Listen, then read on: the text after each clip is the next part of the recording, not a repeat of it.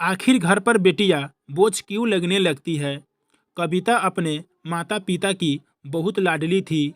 3 बड़े भाइयों की बहन थी। कोई भी चीज मांगने पर उसी वक्त सामने हाजिर हो जाती। पूरे घर में रौब था उसका। पूरे परिवार और नौकरों पर राजकुमारी की तरह हुक्म चलाती थी कविता। स्कूल में भी पूरा रौब था उसका। बड़े घर की लाडली जो थी वह। ऐसे ही उसने कॉलेज में दाखिला लिया। उसके ठाठ बाट, बड़ी गाड़ी में आना जाना, हर दिन नया फैशन देखकर हर कोई उससे दोस्ती करना चाहता था। थोड़े ही दिनों में उसके बहुत से दोस्त बन गए। पूरे कॉलेज में उसकी अपनी ही एक पहचान थी।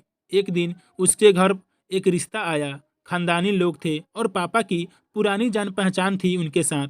कविता के साथ कोई जबरदस्ती नहीं थी, पर कविता ने फिर भी हाँ कर दी, क्योंकि वह अपने परिवार से बहुत प्यार करती थी। वह जानती थी कि वह लोग उसका अच्छा ही सोचेंगे। लड़के का नाम राज था। राज काफ़ी पढ़ा लिखा और समझदार लड़का था। ससुराल वाले भी बहुत अच्छे थे। ससुराल में कविता की जगह वैसी ही थी जैसे कि मायके में। कोई भी कार्य कविता की सलाह के बिना नहीं होता था। सबकी लाडली बहू बन गई थी वह। फिर उसके घर एक बेटे का जन्म हुआ। राहुल कविता को जान से प्यारा था। पोता पाकर ससुराल वाले तो फूले नहीं समाते थे। कविता कभी कभी सोचती थी कि उसकी किस्मत कितनी अच्छी है। उसका हर अपना उसे कितना प्यार करता है। चाहे जीवन में कैसा भी समय आए, मेरे अपने हमेशा मेरे साथ हैं। मैं कभी अकेले नहीं हो सकती। कितनी खुशकिस्मत हूँ मैं। पर शायद कविता की खुशियों को उसकी अपनी ही नज़र लग गई थी। एक दिन वह मायके जाने की जिद कर बैठी। राज को बहुत काम था, लेकिन वह फिर भी उसे ले गया। रास्ते में उनकी गाड़ी अन्य गाड़ी से टकरा गई। कविता, राज और राहुल बहुत बुरी तरह से जख्मी हो गए। काफ़ी दिनों के इलाज के बाद राज और राहुल तो ठीक हो गए, लेकिन कविता पूरी तरह से ठीक ना हो सकी। सर पर चोट लगने के कारण वह अपनी आंखों की रोशनी खो बैठी। अब कविता की किस्मत जैसे उल्टे पांव चलने लगी। मायके वाले कुछ दिनों तक उससे मिलने आते रहे। कभी कभार फोन ही करके पूछ लेते कि अब कैसी हो। धीरे धीरे ये सिलसिला भी कम हो गया। ससुराल वालों की सहानुभूति भी कम होने लगी। घर में किसी को पास बैठने के लिए कहती तो जवाब मिलता, बहुत काम है, अब तुम भी हाथ नहीं बटा सकती। राज भी चिड़चिड़ा हो गया था। बस राहुल ही था उसके साथ, जिसके साथ हंसते खेलते उसका वक्त गुजरता। एक दिन कविता के हाथ से कुछ सामान गिर गया, जिसकी वजह से राहुल को हल्की सी चोट लग गई। कविता के सास ससुर ने राहुल को उससे अलग कर दिया कि कहीं उसके ना देखने की वजह से बच्चे का कोई नुकसान ना हो जाए। कविता अंदर से टूट चुकी थी। एक दिन उसके सबके सामने मायके जाने की इच्छा रखी तो राज ने उसे तुरंत मायके छोड़ आया, जैसे कि वह भी यही चाहता था। लेकिन राहुल को उसके साथ नहीं भेजा गया। कविता कभी राहुल से दूर नहीं रही थी, पर अपनी कमी के कारण उसने ज़्यादा बहस नहीं की। कविता को लगा कि वह 3-4 दिन वहाँ रहेगी तो थोड़ा हवा पानी बदल जाएगा, क्योंकि वह कितने दिनों से कहीं भी बाहर नहीं गई थी। घर वाले भी इतने दिनों बाद उसे देखकर कितने खुश होंगे।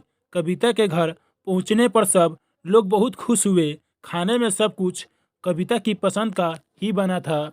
उसने अपने मम्मी पापा और भाई भाभीियों से दिल खोलकर बातें की। उनके छोटे छोटे बच्चे भी बुआ के साथ घुल मिल गए थे। रात को सोने के वक्त जब वह कपड़े बदलने लगी तो उसे पता चला कि उसका बैग बहुत भारा हुआ था। वह सब समझ गई। वह बहुत उदास हो गई। कुछ दिनों तक तो सब ठीक रहा। फिर जैसे सब बदलने लगा, सबका व्यवहार बदल रहा था। वह लोग जैसे थक चुके थे उससे। सब लोग घुमा फिरा कर पूछने लगे कि राज कब आ रहा है उसे ले जाने। वह बहाना बना देती, जबकि वह जानती थी कि उस घर में अब उसके लिए कोई जगह नहीं। कविता से चलते वक्त कुछ न कुछ नुकसान हो जाता। थोड़ी बहुत टोका टोकी से उसे सुनाई देती, वह टाल देती। एक दिन उसके हाथ से लगकर एक कीमती फूलदान टूट गया। छोटी भाभी ने बहुत हंगामा मचाया। कविता के माता पिता रोज रोज के झमेलों से तंग आ गए थे। उन्होंने राज को खुद से फोन कर दिया।